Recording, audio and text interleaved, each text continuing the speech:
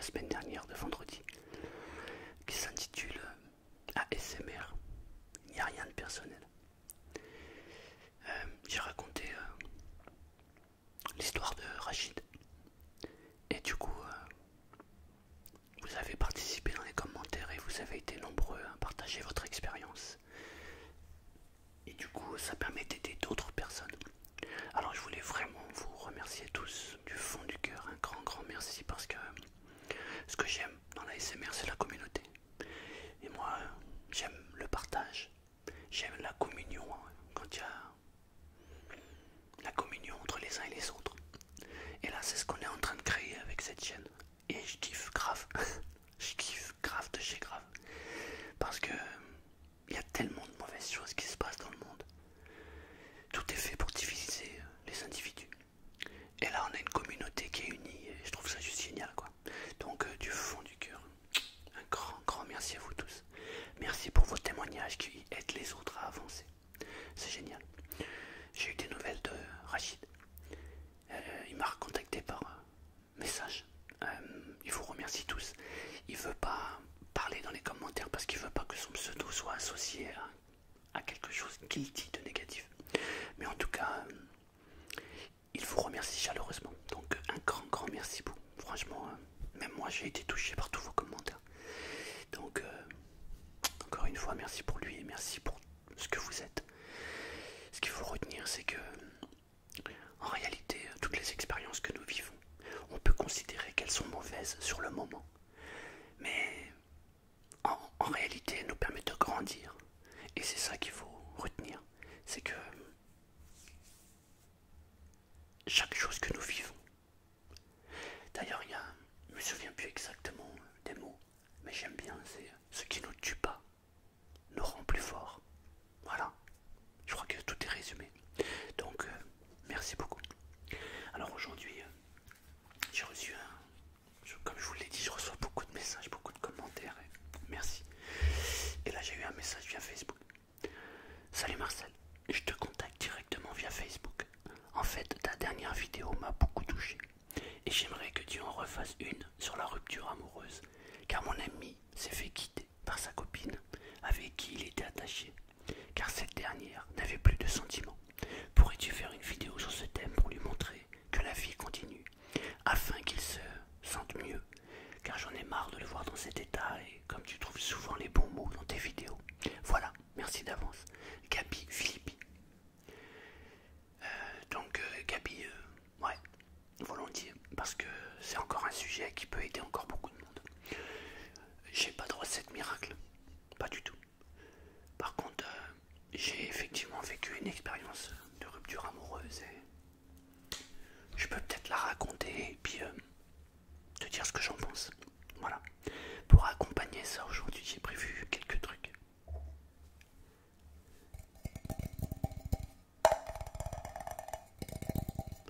C'est une boîte de conserve.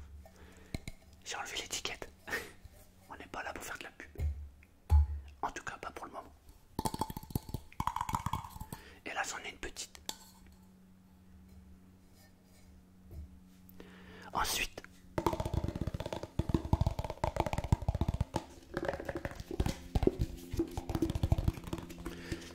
c'est une boîte. Je suis désolé pour les avions, mais c'est un truc de fou. Il y a beaucoup d'avions qui circulent. Une boîte. Et la troisième chose, c'est une bouteille. Et ça, je vais la boire en même temps parce que il fait très chaud. D'ailleurs, je vais commencer par ça. C'est bien ça.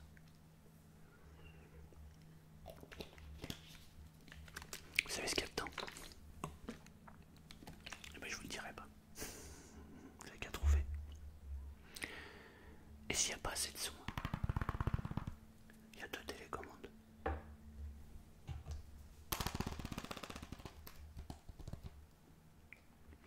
Faut que je fasse gaffe parce que si j'appuie, ça va allumer la télé. Voilà. Alors, qu'est-ce qu'on fait quand on a une déception amoureuse, une rupture? C'est vrai que c'est pas facile. Mais en règle générale, on s'en remet bien.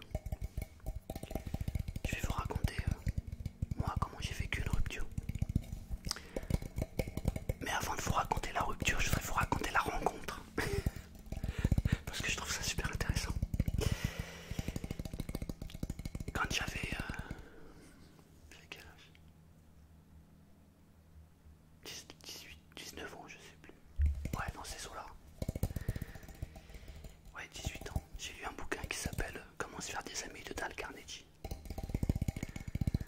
super livre, je vous le conseille vraiment. Dans ce livre, il y a des stratégies pour bien communiquer avec les gens. J'ai dévoré ce livre et je l'ai dû, je sais pas, j'ai dû le lire au moins 100 fois, peut-être même plus. Je l'ai toujours en livre de chevet. Bref, tout ça pour vous raconter que j'avais bien compris comment on fait pour faire parler les gens. Ma sœur avait une amie, c'était sa meilleure amie. Elle venait souvent sonner à la maison, chercher ma sœur, puis ensuite elles partaient toutes les deux. Parce que ma sœur sortait avec un gars, et la fille en question sortait avec le frère du gars. On va dire qu'elle s'était pour ainsi dire belle sœur. Et moi, je voyais cette fille, et je me disais mais j'aimerais bien sortir avec elle. Évidemment, j'en avais rien à foutre de moi puisque elle avait déjà un gars. Alors j'ai élaboré une stratégie. Une fois elle est venue à la maison, elle a sonné, et ma soeur était dans sa chambre. Elle n'a pas entendu la sonnette, alors j'ai ouvert la porte. Et je l'ai vue. Je suis sorti sur le palier, j'ai fermé la porte. Et j'ai discuté. Et je lui ai dit, oh, comment ça va? On me dit, bah ouais, impeccable. Et je lui ai dit, tu viens pourquoi? Elle me dit, bah chercher ta soeur. Je lui ai dit, ouais, elle va arriver. Cette fille revenait de vacances. Elle revenait de vacances, elle revenait du Maroc. Et je lui ai dit, alors comment c'était au Maroc? C'était bien de vacances? Et alors elle me dit, bah ouais, c'était super. Je dis, ah bon, mais il y a quoi au Maroc? Qu'est-ce qu'il y a et tout? Et je la fais parler. Et je rajoutais, ah bon, mais c'est pas possible. Mais dis-moi pas que c'est pas vrai. Et elle continuait à parler. Au bout d'une heure, j'ai ma soeur qui ouvre la porte. Et elle dit, mais ça fait longtemps que t'es là. Je lui dis, ah oui, excuse-moi, j'ai oublié de te prévenir. Elle était là. Et on se quitte. Elle s'en va retrouver son copain et ma soeur s'en va avec. Il se passe 2-3 jours.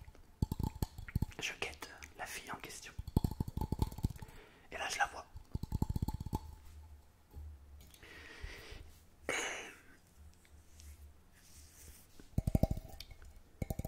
Je l'intercepte. Je dis, hey, bonjour. Comment ça va? Dis-moi, l'autre fois tu m'as dit que... Et vas-y, je la fais parler. Et je continue avec mes ah bon, waouh, mais c'est super. Mais alors comment t'as fait pour... Ah bon, mais si on fait...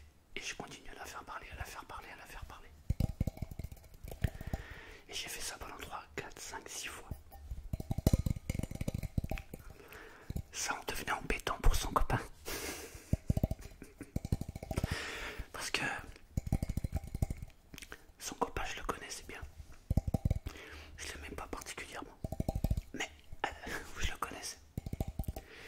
Et j'entendais qu'il commençait à rager. Parce qu'elle commençait à passer un petit peu plus de temps avec moi. Et ça lui plaisait pas. Et du coup, au bout de, je sais pas, peut-être 15 jours ou 3 semaines, après notre première discussion. Mais il faut savoir que ensuite, on parlait presque tous les jours ensemble. Enfin, elle parlait. Moi je disais rien, j'écoutais. Et alors,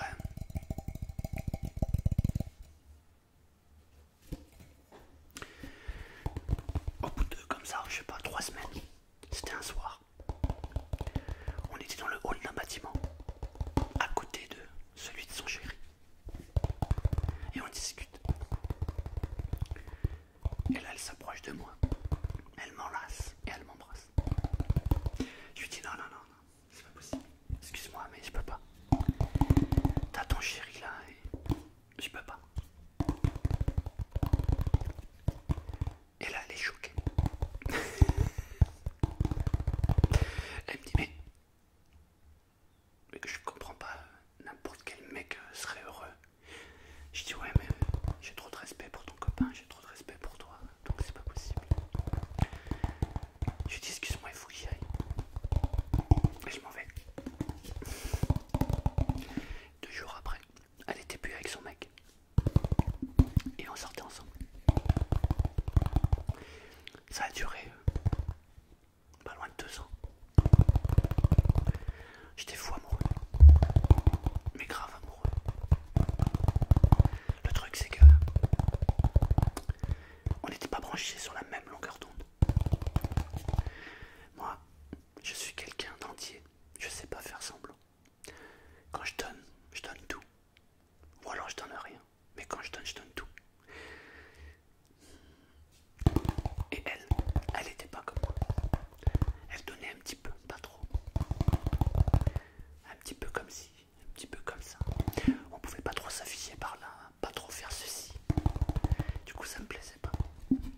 Mais j'étais complètement amoureux. C'était même incroyable mais vrai. Je me tournais des films et des films et des films. Je me voyais déjà à la noce. Je la voyais comme la mère de mes enfants. Je me voyais. C'était vraiment impressionnant.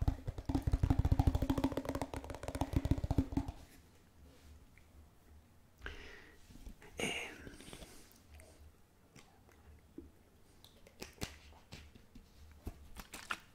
c'est bon ça. Au bout de 2 ans,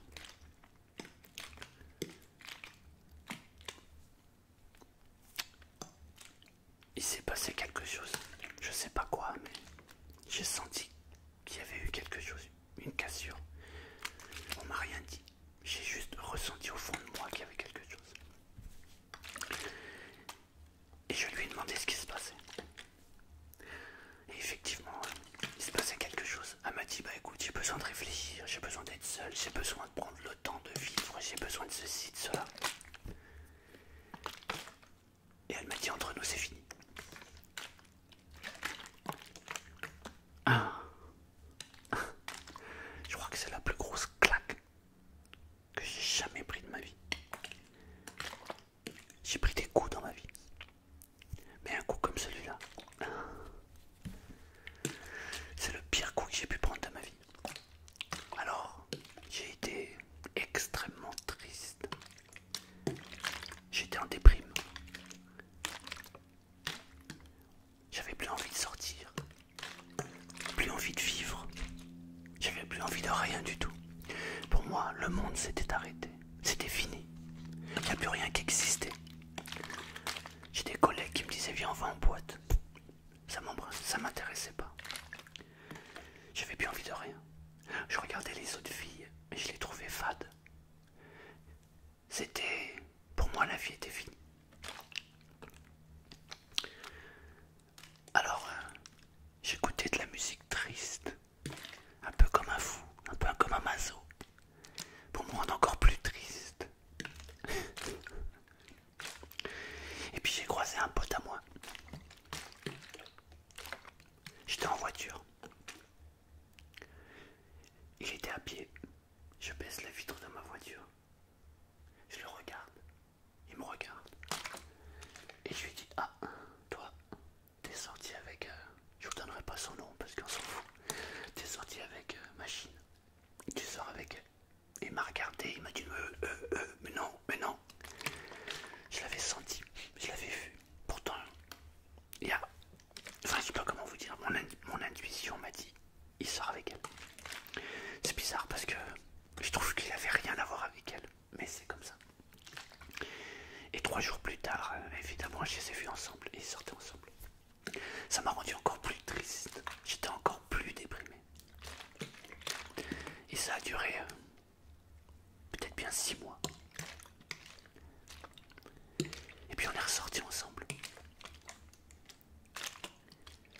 Et j'ai cru que j'allais redevenir heureux comme avant. Mais pas du tout. Au contraire, j'étais encore plus malheureux. Parce que dans ma tête, c'est comme si elle m'avait trompé. Elle m'avait demandé de la solitude, de prendre un peu de distance si elle était sortie avec un autre garçon. Alors ça m'a déprimé encore plus. Mais j'arrivais pas à m'en détacher. Peut-être que c'est ça l'amour. Je me disais, c'est ça. que subir. Alors,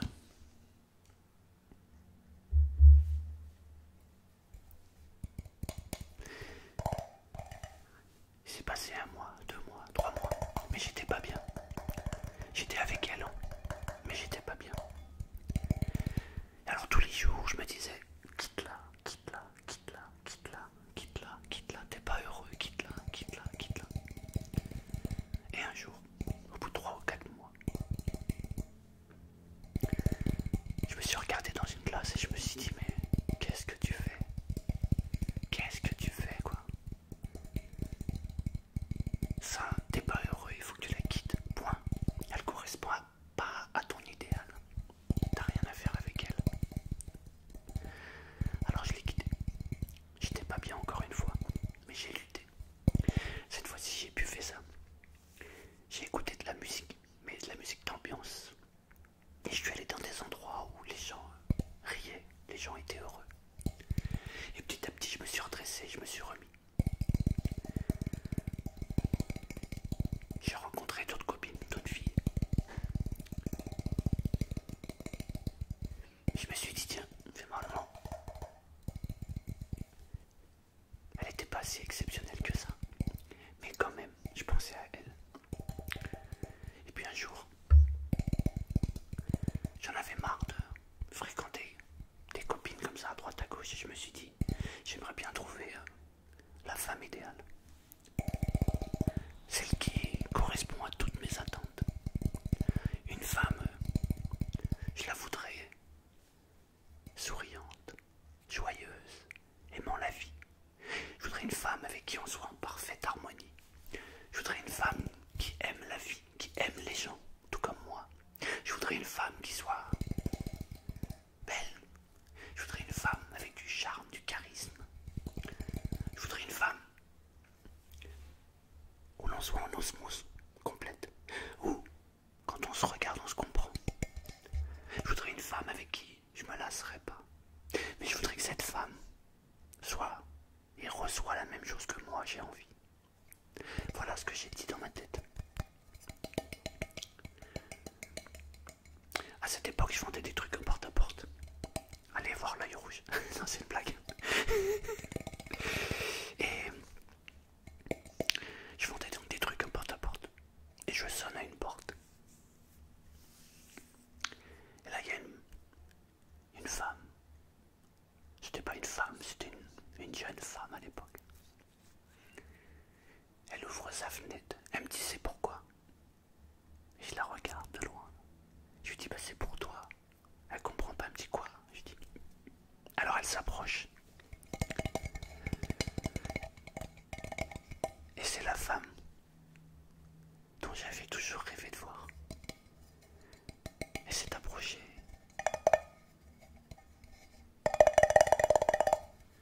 On a discuté. J'ai commencé à la draguer. À lui donner des mots doux. À lui susurrer des mots magnifiques à travers l'oreille. À lui dire qu'elle était belle. Lui donner plein de compliments. Ça la faisait rire. Alors on s'est donné rendez-vous. On s'est raté 2 fois. On s'est donné rendez-vous 2 fois et 2 fois on s'est raté. Mais il y a ma petite voix intérieure qui me disait rappelle-la, rappelle-la. Alors je l'ai rappelé. Et on s'est revus. Et 15 jours après, elle habitait avec moi. Ouais. Et ça fait 24 ans qu'on est ensemble. On a 2 enfants. J'aurais jamais pu rêver avoir une femme aussi parfaite que Sandrine, ma femme, dont vous avez fait connaissance dans la vidéo du parfum. Tout ça pour te dire, mon ami, que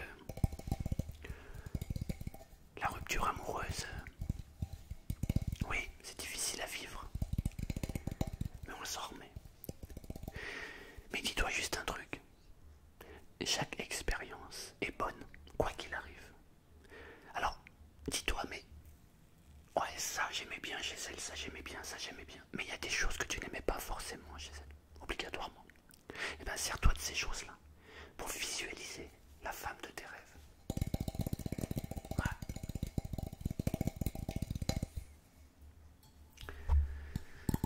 Ouais, parce que une fois que tu trouves la femme de tes rêves, la vie n'est plus la même, mais plus du tout. J'ai une femme exceptionnelle. Mais je me dis, t'imagines si j'étais resté avec la première? J'avais persévéré. On n'était pas sur la même longueur d'onde. On n'avait pas les mêmes sentiments. Je pense que j'aurais été malheureux. Peut-être que même on se serait séparés après plusieurs années. Peut-être qu'on aurait eu des enfants et puis on se serait séparés. Alors, la rupture amoureuse, ça fait partie de la vie. Sur le moment, ça fait mal.